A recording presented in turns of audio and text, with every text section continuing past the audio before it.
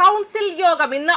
സുഗതന്റെ അവധി അപേക്ഷ പാസാക്കാൻ BJP നീക്കം. കാപ്പ കേസിൽ ജയിലിലായ BJP കൗൺസിലർ സുഗതൻ അയോഗ്യതാ ഭീഷണി നിലനിൽക്കെ തിരുവനന്തപുരം കോർപ്പറേഷൻ നിർണായക കൗൺസിൽ യോഗം ഇന്നും യോഗത്തിനെത്തിയില്ലെങ്കിൽ സുഗതൻ തുടർച്ചയായി പങ്കെടുക്കാത്ത മൂന്നാമത്തെ കൗൺസിൽ യോഗമാകും ഇത്. അങ്ങനെയെങ്കിൽ അയോഗ്യത നടപടി ഉണ്ടാകും. ഇത് ഒഴിവാക്കാൻ സുഗതന്റെ അവധി അപേക്ഷ പാസാക്കാനാണ് BJP നീക്കം. അവധി അപേക്ഷയെ ശക്തമായി എതിർക്കാനാണ് പ്രതിപക്ഷ തീരുമാനം. ഒരു ഭീഷണിയുമില്ലെന്നും അവധി അപേക്ഷ നൽകിയാൽ പരിഗണിക്കുമെന്നുമാണ് VV രാജേഷിന്റെ നിലപാട്. എല്ലാം ഉച്ചയ്ക്ക് 2:30 കാണാമെന്നും മേയർ പറഞ്ഞു. കാപ്പ കേസ് പ്രതിക്ക് എങ്ങനെയാണ് അവധി ഇളവ് നൽകുക എന്നാണ് LDFും UDFും ചോദിക്കുന്നത്. കൗൺസിൽ യോഗം കഴിഞ്ഞാൽ സുഗതനെ അയോഗ്യനാക്കാൻ നഗരസഭാ സെക്രട്ടറിക്ക് കത്ത് നൽകാനാണ് തീരുമാനം. 1994 കേരള മുനിസിപ്പാലിറ്റി നിയമത്തിന്റെ 91 വകുപ്പ് പ്രകാരം അനുമതിയില്ലാതെ തുടർച്ചയായി 3 കൗൺസിൽ യോഗത്തിൽ പങ്കെടുക്കാതിരുന്നാൽ അയോഗ്യനാകും. അതേസമയം കൗൺസിലിന് അവധി അപേക്ഷ അംഗീകരിക്കാൻ അധികാരമുണ്ട്. എന്നാൽ തുടർന്നുള്ള പരാതികളിൽ നിർണായകമാകുന്നത് സംസ്ഥാന തെരഞ്ഞെടുപ്പ് കമ്മീഷന്റെ തീരുമാനമാകും. പരാതിയുമായി ആരെങ്കിലും കമ്മീഷനെ സമീപിച്ചാൽ ഏതു സാഹചര്യത്തിലാണ് അവധി അംഗീകരിച്ചതെന്ന് കമ്മീഷനെ ബോധ്യപ്പെടുത്തണം. ബന്ധപ്പെട്ട കക്ഷികളുടെ ഭാഗം കേട്ട് കമ്മീഷനാണ് അന്തിമ തീരുമാനമെടുക്കേണ്ടത്.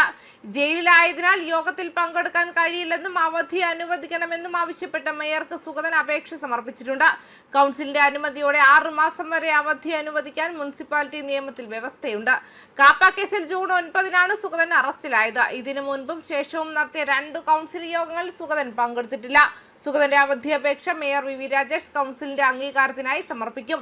പ്രതിപക്ഷത്തുള്ള ഇരു മുന്നണികളും ശക്തമായി എതിർക്കും. അപേക്ഷ വോട്ടിന് ഇടണമെന്ന് ആവശ്യപ്പെടാനും തീരുമാനിച്ചിട്ടുണ്ട്.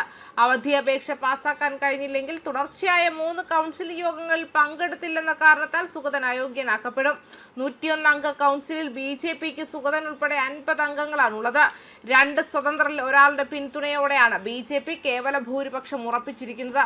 സുഗതൻ അയോഗ്യനായാൽ BJP ഭരണസമിതിക്ക് ഇത് വൻ പ്രതിസന്ധി ഉണ്ടാക്കും. സ്വതന്ത്ര അംഗത്തിന്റെയും മേയറുടെയും വോട്ടുകൾ ലഭിച്ചാലും 50 അംഗങ്ങളുടെ പിന്തുണ മാത്രമേ ഭരണസമിതിക്ക് ലഭിക്കൂ. അതേസമയം UDFന്റെയും LDFന്റെയും അംഗബലം 49 പൗണ്ട് കടവ് വാർഡിൽ നിന്നും വിജയിച്ച 2ാമത്തെ സ്വതന്ത്ര അംഗത്തിന്റെ വോട്ട് ഇതോടെ നിർണായകമാകും. കൗൺസിലർ സുഗതൻ കൗൺസിലിൽ പങ്കെടുക്കാത്തതോടെ അയോഗ്യനാകുമെന്ന് UDF പറയുന്നു. കൗൺസിലിനു ശേഷം സുഗതനെ പുറത്താക്കാൻ സെക്രട്ടറിയോട് രേഖാമൂലം ആവശ്യപ്പെടും. BJPയുടെ അവധി എന്നുള്ളത് വെറും നാടകമാണ്. നിയമത്തിൽ ഒരിടത്തും ക്രിമിനൽ കേസ് പ്രതിക്ക് അവധി കൊടുക്കാനുള്ള നിർവാഹമില്ല. ഇത് ദുർവിനിയോഗം ചെയ്യാൻ ശ്രമിച്ചാൽ ശക്തമായി എതിർക്കുമെന്നും കോൺഗ്രസ് കൗൺസിലർ KS ശബരിനാഥൻ പറഞ്ഞു.